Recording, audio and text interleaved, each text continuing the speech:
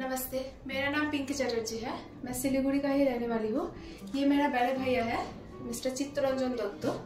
ये मालबाजार के रहने वाले हैं। कुछ दिनों से इनका तबीयत थोड़ा खराब हो रहा था, तो ये डॉक्टर दिखाने के लिए सिलीगुड़ी आए। तो हम लोग यहाँ पे लेके आए। यहाँ पे आके MRI करके हमें पता चला कि इनके ब्रेन में एक ट्यूमर है। तो हम लोग डॉक्टर गौरव बासु उनके पास आए। उनके पास आके हमें जो पता चला कि ये ट्यूमर इमीडिएट ओटी करना पड़ेगा, मतलब उसी दिन ओटी करने से अच्छा होगा। तो उस दिन तो नहीं कर पाए, दूसरे दिन ओटी हुआ। तो सर को हमने पूछा था कि सर मतलब हमारे भैया को हम विश्वास करके उनके हाथ में छोड़ सकते हैं कि नहीं, और ओटी सक्सेसफुल होगा कि नहीं। तो उन्होंने मुझे 100% एश्योर किया था कि आपका पेशेंट को आप मेरे हाथ में छोड़ सकते हैं। मैं अपना 100% दे दूंगा उनको, जितना मैं कर सकती हूँ उनके लिए मैं करूंगा। और उन्होंने मेरा विश्वास पूरी तरीके से रखा। बहुत अच्छा ओटी हुआ, एकदम क्लीन कर दिया।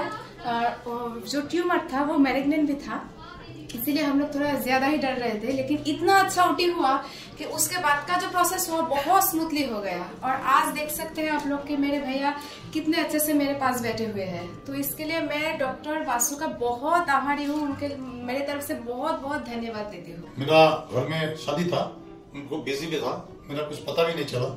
उस दिन रात से मेरा बहुत जोर बुखार था, तो मैं रात भर तो किसी को तंग नहीं किया, बहुत कष्ट सह लिया।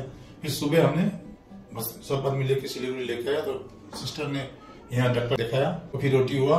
मेरा मना भी बहुत मैंने दोबारा जिंदगी मेरा नेटिया से मिल गया। हम नेटिया को धन्यवाद देना चाहता हूँ। पहले बार हम सुने थे, हम बहुत डर गए थे, लेकिन सर ने इतना अच्छे से सब कुछ संभाल लिया हम लोगों के, इसलिए हम मतलब बहुत आभारी है उनके। This is a story of a brain tumour survivor. আমরা সবাই জানি যে ব্রেন টিউমার খুব খারাপ ধরনের রোগ, এবং একটা আমাদের মধ্যে ধারণা আছে যে ব্রেন টিউমার হলে মানুষ আর বাঁচে না, খুব তাড়াতাড়ি তার জীবন শেষ হয়ে যায়, জীবনহানি হয়ে যায়। চিকিৎসা করলে, অপারেশন করলে নাকি টিউমার ছড়িয়ে যায়। আমাদের রাজ্যে নাকি এর নাকি প্রপার পরিকাঠামো নেই, এর জন্য নাকি আমাদের দূর দূরান্তে বিমানে চড়ে দক্ষিণ ভারতে পাঠিয়ে দিতে হয়। কিন্তু আজকে যে রুগী সম্বন্ধে বলতে যাব, সেই রুগী চোখে আঙুল দিয়ে দেখিয়ে দিল যে এই ঘটনাটা কতটা, এই সংবাদটা কতটা ভ্রান্ত।